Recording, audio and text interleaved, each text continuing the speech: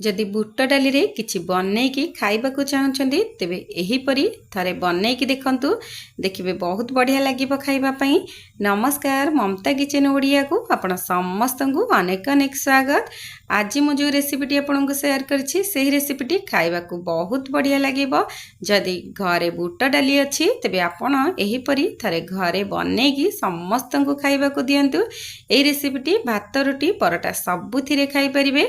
जदि परिबा भी मध्य नहीं आपण एही रेसिपीटी को से दिन बनैकी समस्तंगु खाइबाकू दियंतु। एबे चलंतु देखिनबा आजिरा रेसिपी।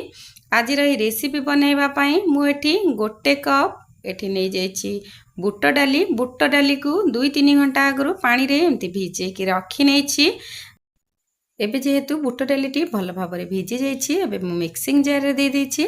तापर कोन करबे ना गोटे कंचा लंका अदा खंडे को एमते टिक टिक करी काटि नेछि। तापर गोटे चम्मच जीरा तापर एठी अल्प किछि पानी देकी एही परी ग्राइंडिंग करि नेबे।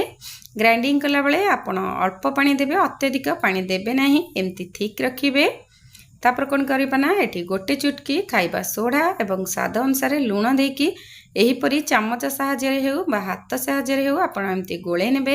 एमती गोळेबा द्वारा कोन हेता ना बुट डालीटी हमर हल्का हे जायथाय एवं आपण जते बेले बुट डालीटी को आपण बनेबे बहुत सॉफ्ट बनिबो एवं खाइबा पई बहुत बढ़िया लागिबो। आपण एहीपरी 5 मिनिट भल भाव रे एमती मिसै नेबे। तापर कोन करबा ना तापर एमती गोटे प्लेट नै जिबे। सेही प्लेट रे अल्प किछि एमती तेल लगै नेबे। मु एठी रिफाइन ऑयल को एमती हाथ रे लगै नेछि। तापर जो बैटर टी को आपण बनै कि रखिथिबे से बुट डाली रो बैटर टी को एथिरे दे देबे।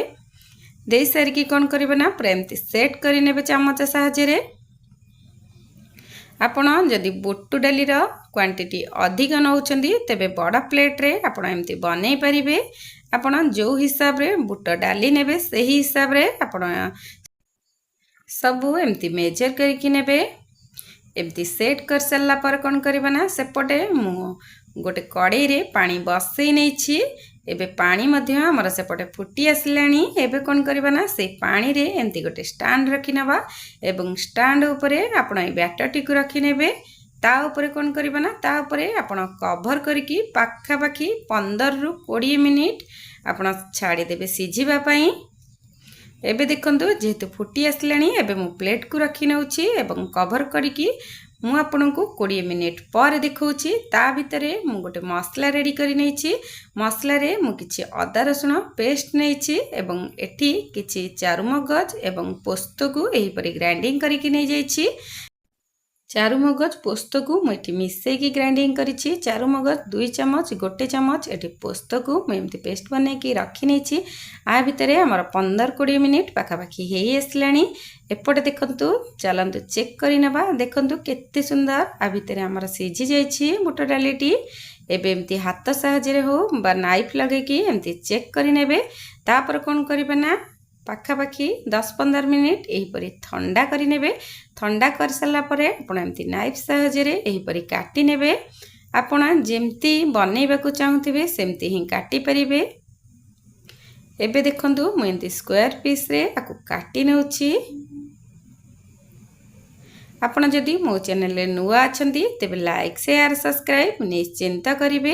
देखंतु एही बुट डालीटी हमर बहुत सॉफ्ट बनिछि एवं एही रेसिपीटी बनेबा बहुत सहज बहुत कम समय रे प्रस्तुत होई छिबो। आपण तो बेसन रे बनै कि खाउथिबे तरकारी किंतु थरे एही परी बुट डाली रे बनै कि देखंतु देखिबे बहुत बढ़िया लागिबो।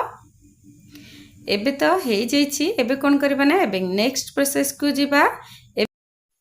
एपटे मु किछि तेल गरम करि नेछि। तेल हमर गरम हेई आसलानी। एबे कोन करबा ना एबे जो बुट डाली पनीर बनै कि रखिथिले एबे से बुट डाली पनीर को देकी एही परी भाजी नबा तेल रे।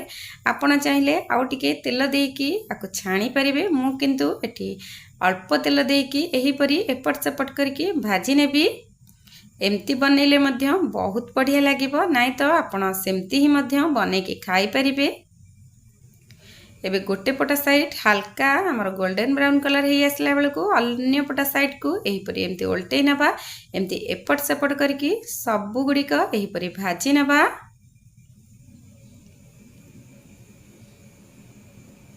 एबे गोटे पटा साइड हेई आसलानी मु आर पटा साइड को उल्टै नहीं एबे पाखापाखी जेहेतु आमर हो जाइए एबे याकू गोटे प्लेट को बाहर कर नबा। एबे चलतु से सेम पैन रे आम एटी मसला कषि नबा। मसला कषिबा पूर्वर मुझे गोटे तेजपत्र हाफ चमच एटी जीरा 2टी दालचीनी खंड 2टी गुजराती एटी देकी हल्का रे एहीपरि टिके एपट सेपट करि नेबे। तापर कौन करबा ना आपण एठी किछि पियाज को काटिकी दे देबे। मु एठी 2टा मीडियम साइज रो पियाज को एमती स्लाइस स्लाइस करके काटी नेइतिली। एबे से पियाज को देकी हल्का रे एही परे टिके भाजी नबा। पियाज को हल्का गोल्डन ब्राउन कलर हैला पर्यंत एही परे भाजी नबा। पियाजर हल्का कलर चेंज हो आसला बेलू सेठी एबे कौन करबा ना किछि हळदी गुंड 1 चमच लंका गुंड 1 चमच एठी करी मसला गुंड ए सब मसला को देकी एही परी पियाज रे भाजी नबा। तापर कौन करबा ना तापरे एठी जो अदा रसुण पेस्ट को बनाई के रखिथिले एबे से अदा रसुण पेस्ट को दे देबा। अदा रसुण पेस्ट को देकी एंती 3-4 मिनिट भल भाबरे एही परी पियाज रे मसला टिको एंती कषि नबा। एबे कौन करबा एबे गोटे मीडियम साइज रा टमाटो को मुझे काटिकी दे दूची। आपण चाहिए टमाटो को मध्य एठी टिके पेस्ट बनैकी दे परिबे। एबे कटा टमाटो को से मसला रे देकी कषि नबा। कटा टमाटो को दबा संगे संगे एठी स्वाद अनुसार लूण दे देबा। आपण ध्यान रखिबे काहेकि ना आगुरु आपण बुट डाली रे लूण देइथिले सेथि पई आपण एठी मसला पानी को देखिकी एठी लूण देबे। एबे लूण देकी एही परी मसला टी को 3-4 मिनिट एही परी कषि नबा लो फ्लेम रे। तापर कौन करबा ना मसला हमर कषि आसला बेलू आपण जो पोस्त एवं चारुमगज को पेस्ट बनै के रखिथिले एबे से पोस्त चारुमगज पेस्ट को देकी एही परी कषि नबा। एबे मसला हमर भल भाबरे कषि हो जाइछि। एबे से पोस्त चारुमगज को देकी आउ टिके एही परी कषि नबा। 3-4 मिनिट पाखापाखी आपण कवर करिकी एमती मसला रे कषि नेबे। मझिरे मझिरे टिके कवर खोलिकी देखुथिबे एवं मझिरे मझिरे एमती टिके चेक करि नउथिबे। एबे पाखापाखी हमर हेई आसलानी। एबे कौन करबा ना एठी मु एबे 3 बाउल पाखापाखी पानी दे दूची। कहीं ना आपण जदि पानी टिके करिबेनी तेबे जो बुट डाली पनीर रखिथिबे से पूरा सुखिला हो जिवो खाइबा को भल लागिबनी। आपण मसलार क्वांटिटी को देखिकी एठी पानी कम अधिक करिके देई परिबे। मु किंतु एठी 3 बाउल पाखापाखी एठी पानी दे दीछि। एबे पानी दे सारला पर कोन करबा ना पाखापाखी 5 मिनिट एही परि कवर करिकी आमे फुटिबा पई छाडी दबा। एबे पाखापाखी हमर 5 मिनिट हेई आसलानी। आ भितरे हमर झोलटी पूरा फुटी जाइछि।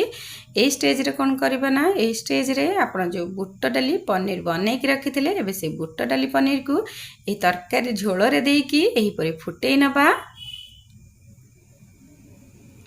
आपण ए सब को देला परे पाखापाखी 2 मिनिट एही परी फुटेई नेबे।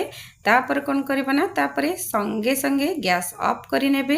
अधिक समय फुटेइबे नहीं किंबा अत्यधिक झोल करिबे नहीं। हल्का हल्का झोल रहिबो खाइबा को भल लागिबो। बा बेसी सुखिला करिबे नहीं। बेसी सुखिला कौन कले कौन हबो ना पानी सब सोक करि नै जिवो। खाइला बेलू को पूरा सुखिला हो जिवो खाइबा को जम्मा भी भल लागिबनी। एबे मु गैस ऑफ करि नैछि। एबे लास्ट रे हाफ चमच एठी गरम मसला गुंड देकी एही परि गोळे नबा। एबे आज रही बुट डाली रेसिपीटी आपणकर प्रस्तुत हो जाइछि।